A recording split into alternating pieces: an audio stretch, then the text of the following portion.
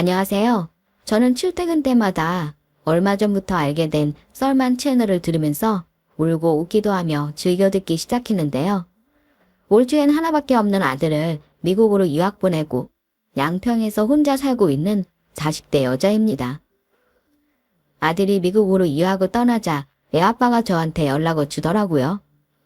애도 미국으로 가고 저 혼자 남게 됐으니 외롭지 않냐면서 자기랑 다시 합치자고 말이에요. 그 말을 듣고 저는 시원하게 쌍욕을 퍼부어주고 전화를 끊었습니다. 짧았던 우리의 결혼 생활과 그 끝이 자기 때문에 얼마나 더러웠는지 까맣게 잊은 듯 했습니다. 저는 아직도 그 인간과 사는 동안 일어났던 그 시간들을 잊지 못하고 가슴에 앙심을 품고 살고 있는데 말이에요. 그래서 여러분들에게 그놈 욕 좀 같이 해달라고 이렇게 제 이야기를 남기게 됐으니 저랑 같이 그놈 욕 좀 시원하게 해주셨으면 합니다. 결혼 전 저는 대기업에 다니고 있었고 남편은 저희 회사 하청업체의 계약직으로 다니고 있는 사람이었습니다. 제가 남편이 있는 공장을 관리하는 담당자라서 남편과 만나는 일이 잦았어요. 그러다 남편 부서 회식에 꼽사리를 끼게 된 날이 있었는데 그때 저와 남편의 눈이 맞고 말았습니다. 지금 생각하면 귀신에 홀린 게 틀림없다는 생각이 듭니다. 잘남과 하나 없는 그 남자에게 뭐에 반해서 눈이 맞아버린 건지 아직도 그 이유를 찾지 못했거든요. 어쨌든 남편과 그렇게 눈이 맞아 회사 사람들 모르게 연애를 하고 있을 때 저희는 혼전 임신을 하고 말았습니다. 둘 다 사회에서 자리를 잡은 어엿한 직장인이기도 했고 결혼을 하지 않을 이유가 없었기 때문에 별무리 없이 양가 부모님의 허락을 받고 결혼을 준비했습니다. 그런데 늘 다정하기만 하던 남편이 결혼 준비를 시작으로 저에게 자격지심을 느끼는 게 보였습니다. 일단 남편과 제 직장부터 큰 차이가 나는데 학력은 물론이고 집안 수준까지 차이가 많이 났었어요. 남편 집은 빚이 조금 있는 집안의 아들이었고 저는 아버지가 사업을 하셔서 재산이 많은 편이었습니다. 결혼 준비를 하면서 각자의 집안 사정을 알게 되었을 때 사실 저는 별 생각이 없었어요. 사람이 돈이 있을 때도 있고 없을 때도 있는 거라고 생각을 했거든요. 하지만 남편은 달랐었나 봐요. 양가 부모님을 인사시켜드린 상견례 날 아빠는 소중하게 키운 딸이 시집을 간다고 하니 그저 기쁜 마음에 이렇게 말을 했습니다. 애들이 대출받아서 전세로 들어가거나 집을 살 거라고 하더라고요. 근데 저는 제가 애들한테 집을 해주면 얘네들이 돈 모으기가 쉽지 않겠나 싶어서 애들 신혼집을 구해주려고 하는데 괜찮을까요? 사돈 두 분의 의견을 듣고 싶습니다. 시부모님들은 저의 신혼집을 해주시겠다는 아버지의 말씀을 듣고 연신 고개를 숙이며 고맙다고 말했습니다. 그러면서 자기네들은 해줄 수 있는 게 없어 미안하고 그dok한 자기 아들을 사이로 받아줘서 고맙다고 하셨죠. 그런 시부모님들을 보면서 저는 좋은 시부모님들을 만난 것 같아 다행이라는 생각을 했습니다. 그런데 남편이 거기서 태클을 걸었습니다. 장인어른이 집을 해주신다고요? 그러지 않으셔도 돼요. 저희 이미 대출 다 알아보고 집도 받았어요. 저희 둘이 벌어서 갚으면 금방 갚을 거예요. 제가 태클이라고 표현한 이유는 남편의 표정과 말투가 정중한 거절이 아니라 싫다는 듯 강하게 거부하는 느낌으로 말을 했기 때문이었죠. 저만 그렇게 느낀 게 아니었는지 시부모님들은 남편에게 왜 그러냐면서 저희 아버지에게 죄송하다고 말씀하셨어요. 어찌어찌 상견례가 끝나고 남편과 둘이 남게 됐을 때 제가 남편에게 화를 냈습니다. 진우 씨, 도대체 그게 무슨 행동이야? 우리 아빠가 집 해준다는 게 진우 씨한테 그렇게 기분 나쁜 일이야? 솔직히 말해서 장인어른이 우리 집 가난하다고 무시해서 그런 말씀하신 거 아니야? 우리한테 말도 없이 우리 부모님한테 집을 해주겠다느니 어쩌니 하시는 거? 우리 집 무시하면서 우리 부모님한테 돈 자랑하시려고 그러신다는 생각밖에 안 들었어. 우리 아빠가 아버님이랑 어머님한테 돈 자랑을 왜 해? 우리 아빠 그렇게 꼬인 사람도 아니고 어디다 돈 자랑할 만큼 돈이 많은 것도 아니야. 그냥 딸이 결혼한다고 하니까 당신 아니고 돈 자랑도 아니고 내 생각해서 해준다고 한 건데 뭐가 문제야. 저는 남편이 저희 아빠의 배려를 그런 식으로 받아들일 줄은 상상도 못했습니다. 돈이 없는 게 창피한 것도 아니고 죄도 아닌데 남편은 마치 그게 잘못된 일인 마냥 생각을 하고 있는 듯했어요. 장인어른한테 집 해주실 필요 없다고 해. 신혼집 어떻게 해서든 내가 구해올 테니까. 아빠가 그냥 해준다고 할 때 받자. 나중에 애 낳고 살다 보면 분명 아빠한테 아쉬운 소리 하게 될 텐데 그럴 바에 지금 받고 아빠한테 더 잘하면 되잖아. 그리고 혼자서 집을 어떻게 구해온다고 그래? 너도 나랑 우리 집 무시하는 거니? 그건 나랑 우리 부모님이 알아서 할 테니까 신경 쓰지 마. 남자가 집을 해가야 된다는 게 이런 뜻인 것 같아. 처가댁에 무시 안 받으려면 어쩔 수 없겠네. 남편은 돈을 어디서 어떻게 구한 건지 귀엽고 신혼집을 구해왔습니다. 저희 친정아빠는 남편이 객기를 부리는 걸 알면서도 그냥 허허실실 웃으시며 잘했다고만 하시고 말았어요. 저는 결혼을 하고 아이를 낳고 난 후에도 남편이 자존심 때문에 객기 부리는 일이 많아질까봐 겁이 났습니다. 저는 다정하고 착한 남편과 결혼을 하고 싶지 쓸데없는 자존심을 부리는 남편과는 결혼을 하기 싫었거든요. 처음엔 남편의 자격지심이 심하게 느껴지긴 했지만 그 이후로는 큰 문제 없이 결혼 준비를 할 수 있었습니다.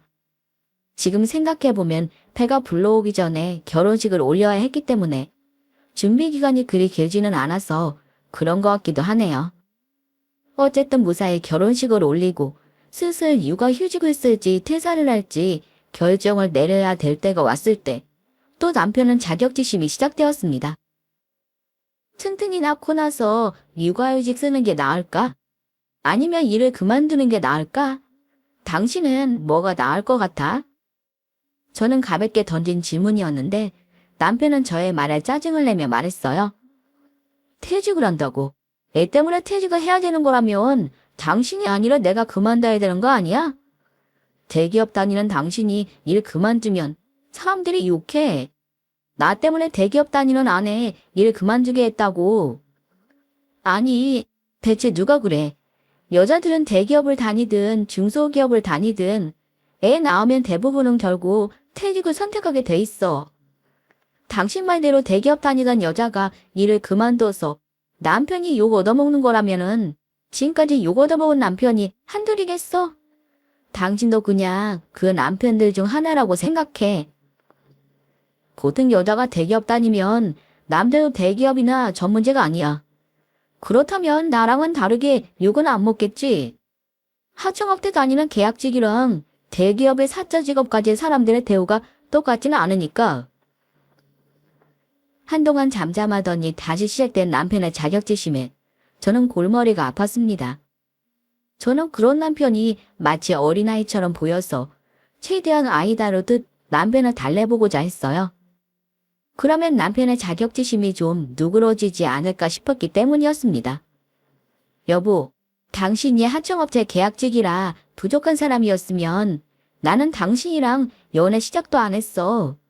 결혼은 더더욱이 안 했겠지. 그러니까 제발 당신 직업 때문에 당신 스스로를 깎아내리지 마. 아직도 나에 대한 콩깍지가 안 벗겨졌어? 그놈의 콩깍지 때문에 당신 회사 하청업체 직원인 나랑 만난 거잖아. 그리고 당신은 콩깍지가 안 벗겨졌으니까 그렇게 생각할지 몰라도 다른 사람들 그렇게 생각 안 해. 나를 능력 없는 도둑놈으로 본다고. 내가 괜찮다는데 다른 사람들 말이 무슨 상관이야? 우리 둘 잘 사는 모습 보여주면 그런 말들 다 의미 없어져. 그러니까 그 문제로 그만 좀 싸우자. 우리. 하지만 남편은 그만둘 생각조차 하지 않았습니다. 뭐만 하면 본인의 직업, 집안, 월급, 학력에 대해 언급하며 자격지심을 드러냈어요. 너무 스트레스 받았던 저는 결국 친정 아버지를 찾아가 그간 있었던 이야기들을 털어놓았습니다. 그전까지는 아버지가 걱정을 할까봐 말을 하지 않았었는데 제가 너무 스트레스를 받다 보니 해결책을 찾고 싶어서 친정아버지를 찾아간 것이었죠. 임서방이 왜 그러는지 이해가 아예 안 되는 건 아니라 마냥 임서방을 탓할 수는 없네. 그래도 임신한 널 생각해서라도 조금만 참지. 왜 그렇게 철딱서니 없이 군다냐? 어떻게든 둘이서 행복하게 잘 살 생각만 해야지. 왜 자꾸 자신을 스스로 비참하게 만드는지 모르겠어요. 그리고 쉽게 해결 방안이 나오는 문제가 아니라 더 스트레스고요. 임서방은 어떡해요? 아빠는 턱을 대고 곰곰이 고민을 하시더니 남편을 부르라고 말씀하셨습니다. 퇴근을 하고 돌아온 남편은 찌뿌엿찌뿌엿하며 소파에 앉았는데 남편 표정을 읽어보니 그걸 또 너네 아빠한테 다 일렀냐? 라는 표정을 지으며 저를 원망스럽게 바라보고 있었습니다. 결혼하고 자네가 많이 힘들어한다고 아영이한테 들었네. 자네가 왜 그러는지 나랑 아영이가 아예 이해를 못하는 게 아니지만 그래도 임신한 아내한테 그러면 쓰나. 다 큰어른이 아영이랑 뱃속에 있는 애를 생각해서라도 좀 더 성숙한 생각을 해야지. 죄송합니다, 장인어른.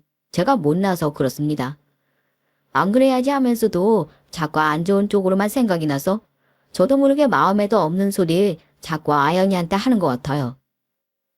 남편도 자기가 잘못을 하고 있다는 것을 인지하고 있었는데 그 사실 하나가 얼마나 다행인지 몰랐습니다. 자기 잘못도 모르고 있었다면 저는 남편에게 오만정이 다 떨어졌을 거거든요. 그렇게 여러 대화가 오간 뒤 아버지가 남편에게 아버지 회사로 들어오라고 말했습니다. 나는 자네가 지금 다니고 있는 회사 그만두고 내 밑으로 들어와서 우리 회사 일을 좀 배웠으면 하는데 자네 생각은 어떤가? 이번 일 때문에 그런 게 아니라 결혼 결정됐을 때부터 줄곧 했던 생각이야. 저는 아버지의 말씀을 듣자마자 너무 잘됐다는 생각에 남편의 어깨를 툭툭 쳤습니다. 저희 친정아버지는 각종 장을 만드는 회사를 운영 중이셨는데 남편이 아버지 일을 배워서 회사 운영에 도움이 되면 좋겠다는 생각을 진지하게 하고 있던 참이었어요. 제가 장인어른 회사에 들어가서 잘 할 수 있을지 모르겠습니다. 괜히 들어갔다가 장인어른 얼굴에 먹칠이라도 할까봐 걱정도 되고요. 그리고 그런 일 쪽으로는 제가 전혀 경험이 없어서 괜히 민폐만 끼칠 것 같습니다. 남편의 말을 들어보면 미묘하게 거절을 하는 것 같은 뉘앙스가 풍긴다는 걸 느낄 수 있었어요. 저는 남편이 아버지의 제안을 거절할까봐 제가 선수쳐 말했습니다. 저는 너무 좋아요. 안 그래도 이 사람 지금 회사랑 계약 기간도 곧 끝나거든요. 계약 끝나고 아빠 회사에 들어가서 일하면 딱 좋을 것 같아요. 이 사람 눈치도 빠르고 일머리도 좋아서 지금 다니는 회사에서도 엄청 인정받고 있거든요. 그러냐? 그러면 우리 회사 들어와서도 일 금방 배우겠네. 우리 회사 일 그렇게 어렵지 않으니까 걱정하지 말게. 자네같이 일머리 좋은 사람은 들어와서 한두 달 정도면은 금방 적응하거든. 아 참 여보, 이번에 회사에서 계약 연장한다고 했다면서? 그 자리 거절하고 아빠 회사에 들어가자. 나도 사실 말은 안 했지만 당신이 아빠 회사에 들어가서 일하기를 바랬거든. 처음엔 일 때문에 힘들어도 아빠 회사에서 일하는 게 당신 마음에도 편할 거야. 남편은 거의 울며 겨자 먹기 식으로 아버지 회사로 들어가게 되었습니다. 남편은 저에게 장인어른 밑에서 일하면 불편하다고 거절했지만 제가 그럼 평생 계약직으로 회사에 다닐 거냐고 화를 내버렸습니다. 사실 남편은 정규직 제안을 받기는커녕 단지 1년 연장 계약을 제안받은 상태였거든요. 그래서 남편의 선택권은 아예 없었던 것이었어요. 남편은 아버지 회사에 들어간 후 퇴근 때마다 제게 와서 투정을 부렸습니다. 아버님 일부러 나한테 잡일시키는 것 같아. 나 비약해서 생선 같은 것도 잘 못 보는데 자꾸 제조실이랑 숙성실에 보내셔서 장 상태 확인하게 만드시네. 잡일이라니 앞으로 당신이 회사 관리하려면 제조실이랑 숙성실이 어떻게 돌아가는지 알아야 되니까 보내시는 거지.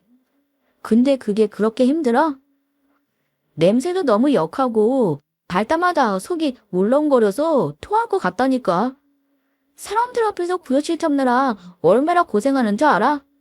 장인어른은 하필이면 왜 이런 회사를 운영하신다니? 아버지는 남편을 바로 부장이라는 높은 자리에 앉혀주었는데도 남편은 고마워하기는커녕 입에서 끊임없는 불만이 쏟아져 나왔습니다. 그 정도가 얼마나 심한지 비위가 약해서 장 만드는 걸 보는 것과 냄새를 맡는 게 힘들 수는 있지만 해도 너무한다 싶었어요. 6살 먹은 어린애도 안 그러겠다 싶은 생각을 하고 있었는데 남편이 진짜로 6살보다 더 못한 소리를 해댔습니다. 나 장인어른한테 그만둔다고 말해야겠어. 진짜 더 이상은 못 해먹겠어. 나도 한계야. 그만두면 뭐 어쩌려고? 다시 취업 준비하게? 적응되면 괜찮아지니까 적응될 때까지만 참아봐. 우리 아빠는 평생 하신 일이야. 우리 아빠는 장 향기롭게 느껴져서 그 일 하셨겠어? 돈 벌어야 되니까 하셨지. 못해. 못한다고. 내가 하기 싫은 일을 왜 억지로 해야 되는데? 그리고 장인어른한테는 장 냄새가 좋게 느껴질 수도 있지. 나랑 애를 생각해서라도 해야지. 참아야지. 왜 해야 되냐니. 그리고 당신이 일만 잘하면 혹시 알아? 아빠가 회사 당신한테 넘겨줄지. 당신은 욕심도 없어.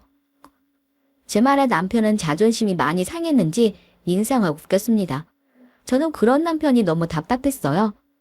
아버지한테는 아들이 없기 때문에 충분히 남편이 아버지의 사업을 이어받을 수 있는 상황인데 남편은 저희 아버지 회사를 물려받을 생각을 전혀 고려하고 있지 않은 듯 했습니다. 그리고 저는 그 이유가 남편의 쓸데없는 자존심 때문이라고 생각했어요. 나는 장인어른 회사 물려받을 생각 없어. 나도 내 사업을 하고 싶다고. 당신이 무슨 사업을 한다고 그래. 말 같지도 않은 자존심 부리지 마. 진짜 사람 힘들게 왜 이래? 당신이 이렇게 나 무시할까봐 말 안 하고 있었는데 나 원래부터 사업하고 싶었어. 구상도 이미 다 해놔서 자금만 있으면 충분히 가능해. 되지 않는 소리만 내뱉는 남편의 말은 더 이상 들을 가치도 없다고 생각한 저는 남편을 뒤로하고 방으로 들어가 버렸습니다. 그러다 남편이 저를 쫓아오더니 저를 설득시키기 시작했어요. 엔터 사업이 돈을 잘 번대. 연예인 하나만 빵 터트리면 돈 뻥석이 않는다고 하더라. 내가 사람 보는 눈도 있고 하니까 일단 시작만 하면 무조건 대박 날 거야. 엔터? 연예인들 키우는 일을 당신이 한다고? 그게 쉬워 보여도 아무나 하는 게 아니야. 그리고 그 일에 돈이 얼마나 많이 드는데. 나 정말 자신 있어. 그러니까 세상 사람들은 안 믿어도 당신은 나 믿고 도와주라. 딱 한 번만 도와줘. 했는데 안 되면은 그때부터는 내가 당신 말만 들을게. 사업을 하고 싶다고 하는 것까지는 좋다고 쳐도 남편이 그래도 조금 가능성 있는 사업 아이템을 말하면은 이해라도 했을 거예요. 하지만 너무 허무맹랑한 소리만 해대니 저는 남편에게 딱 잘라 말했습니다. 엔터고 뭐고 쓸데없는 소리 하지 말고 아빠 밑에 딱 잘 붙어서 아빠 회사나 무여받아. 그게 당신이 할 수 있는 선택 중에 가장 최고의 선택이야. 제발 가족들 생각도 좀 해. 남자가 가오가 있지 어떻게 장인어른 밑에서 일을 해.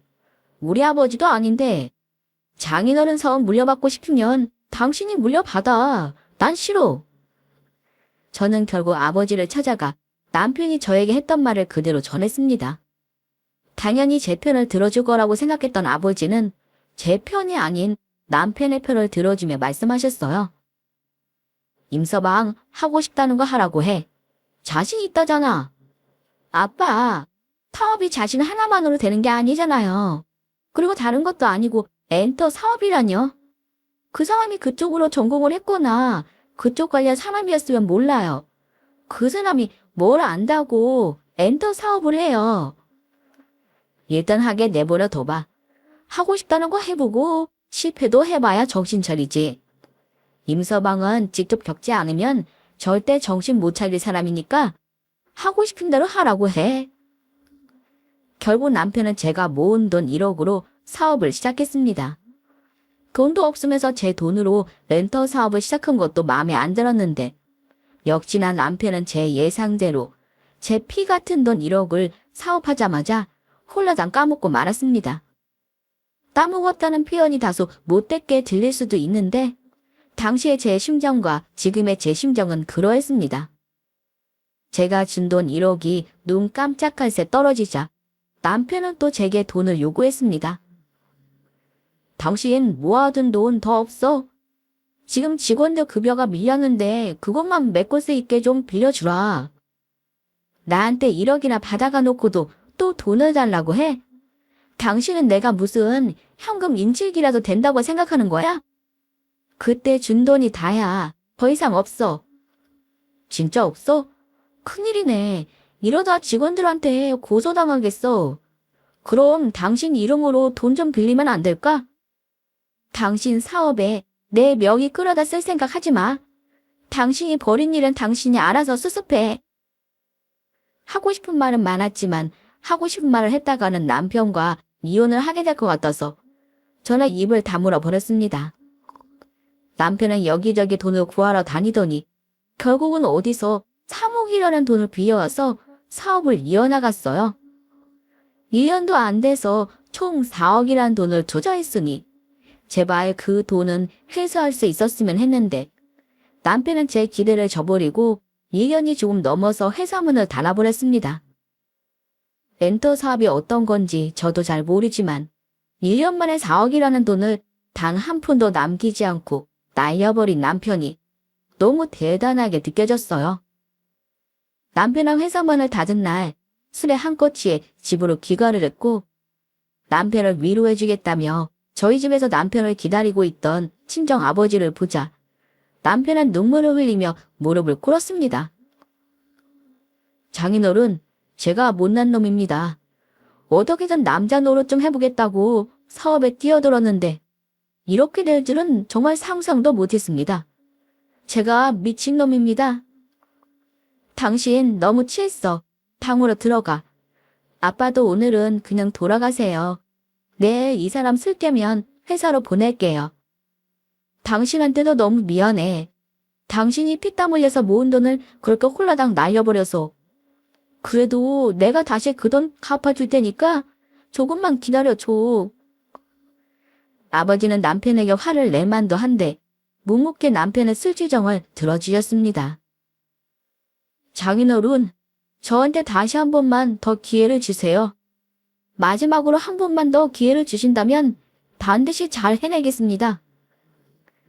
무슨 기회를 말하는 건가? 우리 회사에 다시 들어올 수 있게 해달라는 말인가? 네, 한 번만 더 기회를 주시면 이번에는 장인어른이 기대하는 것 이상으로 잘 해내겠습니다. 제가 할 수 있는 놈이라는 걸 증명해 보이겠습니다. 그래, 그동안 회사 운영한다고 고생했네. 자네가 그렇게 말하니까 내가 마지막으로 한 번 더 자네를 믿어보겠어. 실수는 한 번으로 좋게, 2번은 안 돼. 알겠어? 결국 남편은 다시 저희 아버지 회사로 돌아가게 됐습니다. 남편이 정신을 차리기까지 4억이라는 거금이 들기는 했지만 뒤늦게라도 정신을 차린 게 어디냐 싶었죠. 그리고 다행히 남편은 아버지 회사로 다시 들어가 눈에 띄게 달라진 모습을 보여줬습니다. 전과는 다르게 투정도 부리지 않았고 직원들이 다른 사람이 나타난 거 아니냐고 할 정도로 변했죠. 앞으로 남편이 열심히 돈 벌어서 사업한다고 지게 된 빚을 갚고 아이랑 셋이서 잘 살면 되겠다 싶던 와중에 저희 아버지가 직장암 말기 판정을 받게 됐습니다. 제 가정에만 신경을 쓰다 보니 아버지에게 신경을 쓰지 못했던 거죠. 어떻게든 아버지의 건강을 되찾아보려고 했지만 이미 다른 장기에 너무 많이 전이가 되어버려 손을 쓸 수 없는 상황에 이르고 말았어요. 결국 아버지는 항암 치료도 못하고 입원을 하게 되어서 아버지 회사는 남편이 맡게 되었는데 남편은 정말 사업에 적성이 맞았던 사람처럼 회사 일을 잘 해나갔습니다. 남편 덕분에 걱정이 하나 덜은 것 같아 남편에게 고마움을 느끼고 있을 때 아빠가 아빠 담당 변호사와 함께 남편을 병원으로 불렀습니다. 내가 자네랑 우리 변호사님을 같이 부른 건 다름이 아니고 자네 보는 앞에서 내 이혼장을 작성하려고 불렀어. 이혼장이라뇨? 장인어른 아직 정정하셔서 살 날이 많이 남으셨는데 무슨 이혼장이세요? 암 걸린 사람한텐 늘 오늘이 마지막이야. 그러니 미리 이혼장을 써야 되지 않겠어? 아버지가 이혼장을 쓰는데 굳이 남편까지 부른 이유를 남편과 저는 어느 정도 짐작을 할 수 있었습니다. 내가 죽으면 회사는 자네가 맡아서 운영하도록 해. 자네는 내 딸이랑 결혼하고 내 회사까지 가지게 됐으니 나는 자네한테 전부를 주고 가는 거나 다름없어. 그거면 충분하지?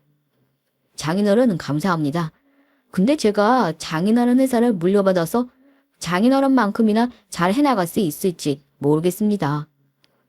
나보다 더 잘할 거라고 나는 믿고 있어. 그러니까 지금처럼만 회사 운영 잘해주게. 그리고 우리 딸 속 썩이지 말고. 남편이 보는 앞에서 아버지는 이혼장을 작성해 변호사에게 넘겼습니다. 아버지의 생이 얼마 남지 않는 건 너무나 슬펐지만 남편이 아버지에게 인정을 받게 돼서 너무나 기뻤습니다. 그날 이후 아버지의 병세는 점점 악화가 되어갔어요. 그런데 남편은 아버지의 병세가 악화되어 가는 걸 알면서도 병원을 찾지 않았습니다. 아버지의 병세가 악화된 이후로 회사가 더 바빠지고 자기가 해야 할 일들이 많아져서 오지 못하는 거라는 말도 안 되는 핑계를 댔습니다. 그러던 중 아버지 병문안을 온 저랑 안면을 뜬 인사과 직원이 말도 안 되는 이야기를 전해주었습니다. 남편이 굳이 필요도 없는 비서자들을 만들어 자신의 사촌 여동생을 앉혔다고 말이에요. 남편에게 그런 동생도 있었냐며 묻는 인사과 직원의 말을 들으면서 당신 남편 바람 피우고 있어 라는 말로 저절로 해석해서 듣게 되었습니다. 인사과 직원이 돌아가자마자 저는 남편에게 전화를 걸었어요. 당신 비서 생겼어. 당신이 그걸 어떻게 알았어? 누가 그래? 설마 회사에 사람 심어놨어? 내가 할 짓이 없어서 회사에 사람을 심어도? 아빠 병문안 온 직원이 그러던데. 근데 당신한테 비서가 왜 필요해? 아빠도 평생 비서 없이 혼자서 일하셨는데. 심지어 당신 사촌 여동생을 앉혔다면서 왜 나한테 말 안 했어? 이름 들어보니까 생판 모르는 남이던데. 당신 무슨 짓 하고 다니는 거야? 제 추궁의 남편은 핑계거리를 생각하는지 잠깐 말이 없더니 저에게 성질이란 성질은 다 내며 말했습니다. 남자가 밖에서 하는 일에 여자가 왜 참견질이야? 내가 어려우니 알아서 했겠어. 그리고 당신한테 말한 사람 누구야? 내가 볼 땐 그렇게 상세하게 아는 거 보니까 인사과 직원 같은데 누군지 말해. 당장 잘라버리게. 당신이 비서 자리 만든 순간 회사에 쫙 다 소문났어. 그리고 당신 그러라고 아빠가 회사 준 줄 알아? 아빠 얼굴에 먹칠하지 말고 처신 똑바로 해. 그렇게 남편의 폭군 정행의 막이 올랐습니다. 아버지를 대신해서 회사를 잘 운영하던 남편은 어느 순간 달라져 폭군이 되어버리고 말았습니다. 남편이 폭군이 되었다는 사실을 알게 되는 데는 오랜 시간이 걸리지 않았어요. 그 이유는 아버지의 병문안을 오는 직원들마다 저에게 남편이 하는 만행들을 일러줬기 때문이었죠.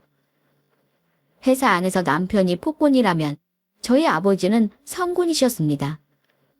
중소기업이지만 대기업 못지않은 복지에 직원 한 명 한 명의 사정을 굽어 살피는 분이셨죠. 그래서 그런지 직원들은 병원 문지방에 닳게 저를 찾아왔습니다. 회사에서 폭군이 되어버린 남편을 멈출 수 있는 사람은 아버지뿐이라고 생각하지만 아버지는 의식을 잃으시더니 일주일 뒤 결국 세상을 떠나고 말았습니다. 아버지 장례식장에서 남편은 마치 초원의 사자라도 된 듯 장례식장을 거닐고 다녔습니다. 회사 직원들이 단체로 조문을 오자 남편은 직원들이 오길 기다린 사람처럼 직원에게 들으라는 듯 큰 소리로 말했습니다. 지금까지 장인어른 사람들로 회사를 꾸려갔다면은 앞으로는 제 사람들로 회사를 꾸려나갈 생각입니다. 능력평가제도 도입해서 능력 미달이신 분들은 물갈이할 예정이니까 그렇게들 하시고 열심히 일해주세요. 그리고 장인어른 좋은 곳으로 가실 수 있도록 기도 많이 해주시고요.